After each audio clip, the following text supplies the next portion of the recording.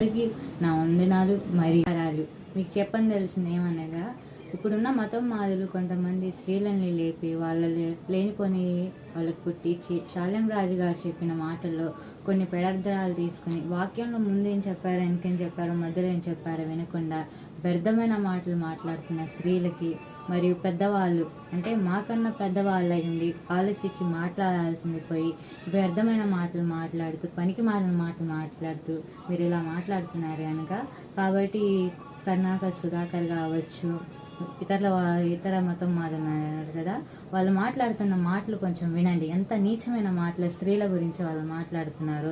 ఫాస్టర్లైన భార్యల్ని అలానే మాట్లాడాలా? మన భారతదేశంలో సంస్కృతి గల దేశం, పద్ధతి గల దేశం మంది. స్త్రీని ఎలా గౌరవించాలో ఎలా మాట్లాడాలో నేర్పించే దేశం. ఆ వ్రతంలోనే ఒక స్త్రీ ఎలా ఉండాలి, స్త్రీ ఎలా నడుచుకోవాలి, గౌరవప్రదంగా ఎలా ఉండాలని శాలెం రాజు గారు సంఘంలో ఉన్న ఆయన వాళ్ళకి చెప్పుకుంటుంటే ఆ మాటని తీసుకొని వ్యర్థమైన మాటలు మాట్లాడుతూ పనికి మాలిన మాటలు కల్పించి మాట్లాడి తెలివి లేనిపోని నిందలు వేసి ఆయన మీద ఇంట్లో చెడ్డ ప్రచారాలు చేస్తున్నారు కదా. మరి ఈ కర్ణాకర్ సుధాకర్ కావచ్చు, లలిత్ కుమార్ కావచ్చు, మరి ఈమె పార్వతి ఆమె గురించి కావచ్చు, మరి వాళ్ళు మాట్లాడే మాటలకు వాళ్ళని ఏం చేయాలి? వాళ్ళని కూడా జైలు వేయాలి కదా, వాళ్ళకి కూడా కేసులు పెట్టాలి కదా. మరి మీరేం చేస్తున్నారు? స్త్రీలారా ఆలోచించండి, కొంచెం మహిళా సంఘాలారా కొంచెం ఆలోచించండి, వినండి, కొంచెం ఏది నిజమో ఏది అబద్ధమో గ్రహించి తెలుసుకోండి. ఏదైనా సరే మనం మాట్లాడేటప్పుడు నిజమేదో అబద్ధమేదో తెలుసుకోవాలి కదా. మన భారతదేశంలో ఉన్నదే అది.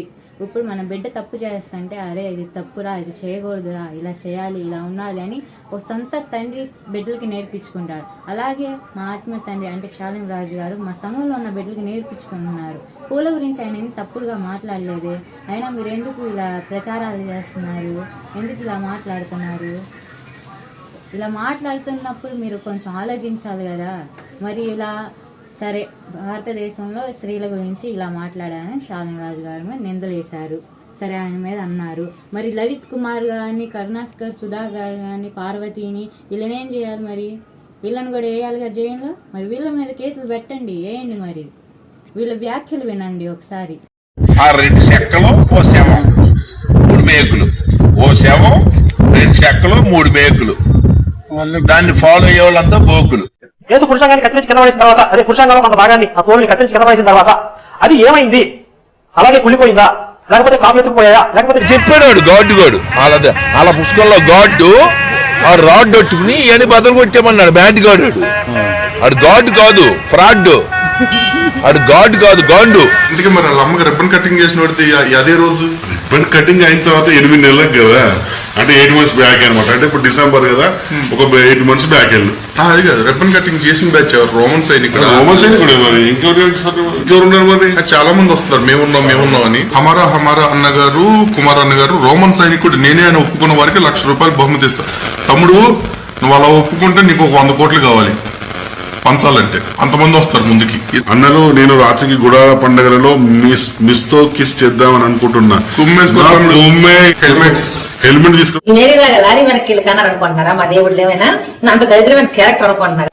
మీ మేరీకి మొగుడు లేడు, మీ యేసు తండ్రి లేడు. అదే తొక్కల్లోకి వెళ్ళి కాసిందో, ఎక్కడికి వెళ్ళి కాసిందో, ఎవరితో వెళ్ళి కాసిందో. ఒక్కొక్క పాస్టర్ ఒక్కొక్క పాస్టర్ ఎంత మందిని మెయింటైన్ చేస్తున్నారో తెలుసా? మంది 10 మంది ఉల్లంఘలు మొండలు ఉన్నారు కదా, వీళ్ళు కొంతమంది ఇల్లు పనులు చేసుకోలేక వాడిపోక ముందే నన్ను వాడుకో.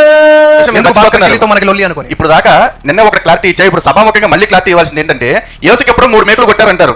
ఆ 3 మేకుల పేర్లు ఏంటో తెలుసా? అందులో 2 మేకుల పేర్లు ఇక్కడ 2 మేద్రమే. కనిపించిన 3వ మేకే భాస్కర్ కిల్లి సూపర్. అంటే మరి ఇక్కడ కళ్యాణ్ కుమార్ ఏంటో అవి కాళ్ళు కొట్టిన మేక, అది చెక్క పోనీ చెక్క 2 చెక్కలు వేశారు కదా, అంటే నీ మీద కొట్టేశారు. ఇదేంటి దారుణం? ఆ 2 చెక్కలు మరి అంటే ఆయనతో పాటు ఈయన కూడా కలిపి కొట్టేశారు. మీరు ఏం మాట్లాడుతున్నారు? లాజిక్ మిస్ అయ్యారు మీరు. సరే ఎనీవేస్ ఇట్స్ ఓకే. జాగ్రత్త గుర్తుపెట్టుకోండి, జాగ్రత్త గుర్తుపెట్టుకోండి. యెహోవా అనేవాడు దేవుడు ఎట్లయితాడు? వాడు psycho. Jehovah is the psycho God. Bible దేవుడు నా కాలు పట్టుకుని క్షమాపణ చెప్పాలి. క్రైస్తవుల భార్య అన్యుడికి అప్పగిస్తారని చెప్పాడు. చాలా రోజుల నుండి వేచి కనీసం అనంతపురం పాస్టర్ గారి భార్య మీద అప్పగించలేదు. లేకపోతే బైబిల్ దేవుడు వాగ్దానం చేస్తే తప్పడండి. ఆటనే నిలబడేది అప్పుడు ఇస్రాయేల్ భార్యను అన్యులకు అప్పగిస్తా అన్నాడు, అప్పగించాడు. ఇప్పుడు అన్యులంటే క్రైస్తవులు కాని వాళ్ళు అన్యులు అని చెప్పి ప్రచారం చేస్తారు. కాబట్టి ఇప్పుడు వీళ్ళు ఎవరైనా తప్పు చేసినా కూడా అన్యులకు అప్పగిస్తాడు భార్యను కూడా. బైబిల్ దేవుడికి అదే, ఈ భార్య నా దగ్గర ఆడి భార్య దగ్గర అటు మారుస్తా ఉంటాడు. ఎలా ఎవరైనా ఉన్నాడా కూడా సృష్టిగా ఇక్కడ తయారు చేసిన పరలోకం నుంచి పార్సల్ ఏమైనా వచ్చిందా? ఇక్కడ ఒక మనిషి తయారు చేసిన పుస్తకం.